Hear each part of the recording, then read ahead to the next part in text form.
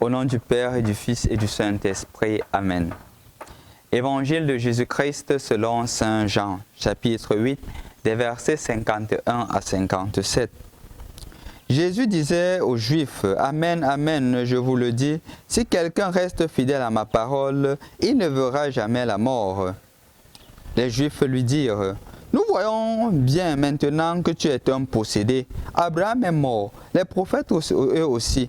Et toi, tu dis, si quelqu'un reste fidèle à ma parole, jamais il ne connaîtra la mort.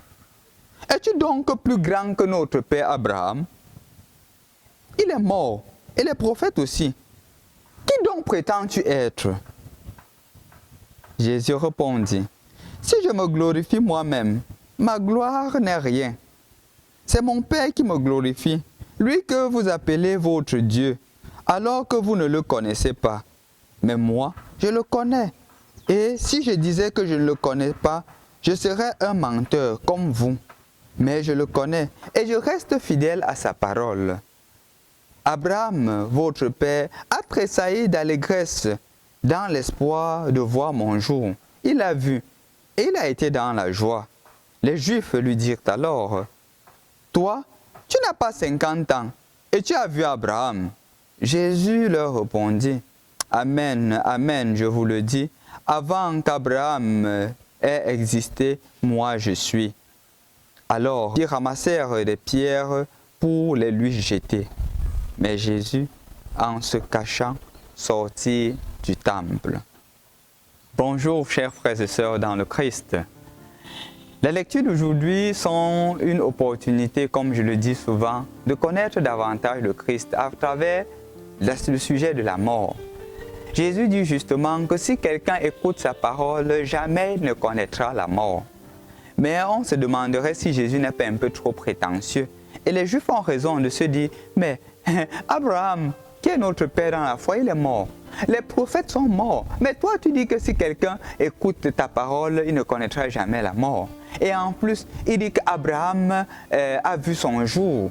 Comme pour dire qu'il est avant Abraham. C'est pour cela qu'on dit que maintenant, c'est que tu es un possédé. Tu n'as même pas 50 ans et tu prétends avoir vu Abraham. Qu'est-ce que tu voudrais par là dire? Et c'est aussi la question qu'on pourrait se poser, non? Comment est-ce que Jésus peut dire cela? On est conscient que le vendredi saint, il meurt. Mais comment est-ce qu'il peut prétendre dire que si quelqu'un écoute sa parole, jamais il ne connaîtra la mort? Il y a combien de chrétiens qui sont morts? La question qu'il faudrait justement se poser, c'est de quelle mort Jésus parle? Est-ce qu'il parle de la mort charnelle ou il parle d'une autre mort? Et c'est là où justement toute la différence doit se faire.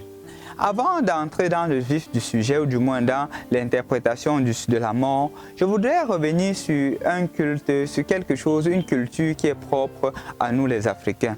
Généralement, quand un Africain porte un nom, c'est en rapport avec un ancêtre lointain. Donc, ce nom-là est transmis de génération en génération. Au point où, même si on n'a pas connu cet ancêtre-là, on sait que je porte le nom d'un ancêtre. Pourquoi est-ce que nos aïeux ont décidé ainsi? Ils ont décidé ainsi pour que justement cet ancêtre-là ne reste pas dans le néant, que cet ancêtre-là soit éternel. Non pas une éternité physique, mais une éternité à travers le nom.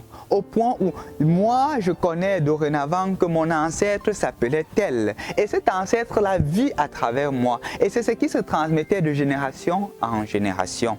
Donc, d'une certaine manière, on se rend compte que les Africains ont trouvé une et plusieurs manières de rechercher et de vivre l'immortalité. Non plus une immortalité du point de vue charnel, mais une immortalité transcendante. Revenons donc aux lectures d'aujourd'hui. Jésus, quand il parle de la mort, c'est justement la capacité de porter les fruits. Parce que quand il dit « si quelqu'un écoute ma parole », n'oublions pas que le mot « écouter » pour les Juifs n'est pas seulement la capacité de l'écoute en soi, mais ça incarne la personne. L'écoute veut aussi dire l'action. J'écoute et je mets en pratique la parole. C'est ce qui est mis en exergue ici. Et donc quand le Seigneur dit, celui qui écoute ma parole ne verra jamais la mort, ce qui revient à dire que si tu écoutes ma parole, tu vis authentiquement ce que je dis, tu ne verras jamais la mort. Pourquoi? Parce que tes œuvres vont transformer les autres. Transformant les autres, clairement les autres me connaîtront davantage et toi tu resteras davantage éternel parce que ton œuvre ne sera jamais perdue. D'âge en âge, on parlera de toi. Comme la Vierge Marie dit, non, désormais tous les âges me diront bienheureuse. Elle a mis naissance à Jésus il y a de cela 2022 ans. Aujourd'hui, nous parlons encore de la Vierge Marie. Mais plus encore, les lectures d'aujourd'hui tombent à pic avec la fête que nous célébrons. Nous célébrons Saint Jean-Baptiste de La Salle, qui est justement le fondateur des frères de La Salle, que nous avons dans différents pays dans le monde entier. Il s'est aussi laissé séduire par la parole de Dieu. Et se laissant séduire par la parole de Dieu, il avait justement le souci de l'éducation, mais plus spécialement l'éducation des enseignants, parce que, étant de famille noble, il y avait justement une initiative d'une bonne bienfaitrice qui voulait éduquer les plus pauvres.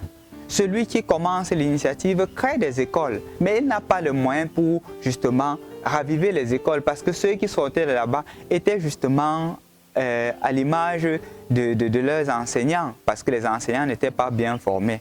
Et donc, il prend la résolution de former les enseignants, parce qu'il sait que si la tête est bien formée, la suite viendra par elle-même. Le courage qu'il prend, c'est d'abord d'amener ces pauvres enseignants dans sa maison, parce qu'il était noble, et ce qui crée beaucoup de réactions. Comment est-ce que le pauvre peut venir vivre avec nous? Mais lui, il est sans tête. Parce qu'il sait que c'est la volonté de Dieu, parce qu'il sait que la parole de Dieu exige cela. Vivant ensemble, il les forme bien. Et c'est comme ça qu'étant bien formé, il forme bien les plus pauvres. Et de plus en plus, c'est comme ça que, vivant avec des règles de vie d'ensemble, et justement sous l'action de l'Esprit Saint, l'Institut petit à petit commence à se créer du chemin. L'Institut petit à petit commence à se créer du chemin. Et c'est comme ça que justement, sous l'action de l'Esprit Saint, son œuvre se répand au-delà de l'Europe, en Afrique, en Asie, en Amérique. Et c'est comme ça que l'action du Seigneur se répand dans le monde entier. Pour vous dire la vérité, il meurt sans que l'Institut ne soit officiellement approuvé. C'est après sa mort une année que l'Institut est approuvé. Mais aujourd'hui, la congrégation compte plus de 4000 religieux qui se sont engagés à faire connaître Jésus. Non seulement cela, des millions de personnes ont connu une éducation sérieuse grâce à eux. Des millions de personnes ont connu le Christ grâce à eux, à travers le moyen de l'éducation. Des personnes pauvres qui peut-être n'espéraient même pas avoir la possibilité d'avoir une éducation sérieuse l'ont eu grâce à Jean-Baptiste de La Salle, parce qu'il s'est laissé conduire par la parole de Dieu. Et justement, il est mort il y a de cela des milliers d'années, des centaines d'années autant pour moi, mais il reste éternel parce qu'à travers lui, à travers cette initiative qu'il a commencé sous l'action de l'Esprit Saint, des choses continuent à se produire parce qu'une personne s'est laissée transformer par la parole de Dieu. Tu vois mon frère, ma soeur, c'est une invitation aussi pour toi et à te rappeler que si tu te laisses transformer par la parole de Dieu, des œuvres bonnes se manifesteront dans ta vie. Je t'invite donc à te laisser davantage transformer par la parole de Dieu. Peut-être il y a une chose sur laquelle le Seigneur voudrait t'appeler aujourd'hui. Il est en train de te dire, reviens sur le bon chemin. Et il y a une chose, c'est quand tu te laisseras transformer que tu verras justement les fruits. Parfois même tu te dis que voilà que je m'engage vers le Christ, il n'y a pas de suite. Je t'assure, il y a une suite. Laisse-toi seulement transformer et écoute la parole du Seigneur. En écoutant, le Seigneur fera le reste. Et donc, mon frère, le Seigneur voudrait aussi t'utiliser, comme il a utilisé Jean-Baptiste de La Salle, pour porter du fruit. Et si tu t'engages dans la suite du Christ, dans la fidélité, dans l'honnêteté, dans la vérité, ton œuvre ne sera jamais une perte, parce que tu ne trouveras jamais la mort. Tes œuvres d'âge en âge témoigneront de toi. Au nom du Père et du Fils et du Saint-Esprit. Amen.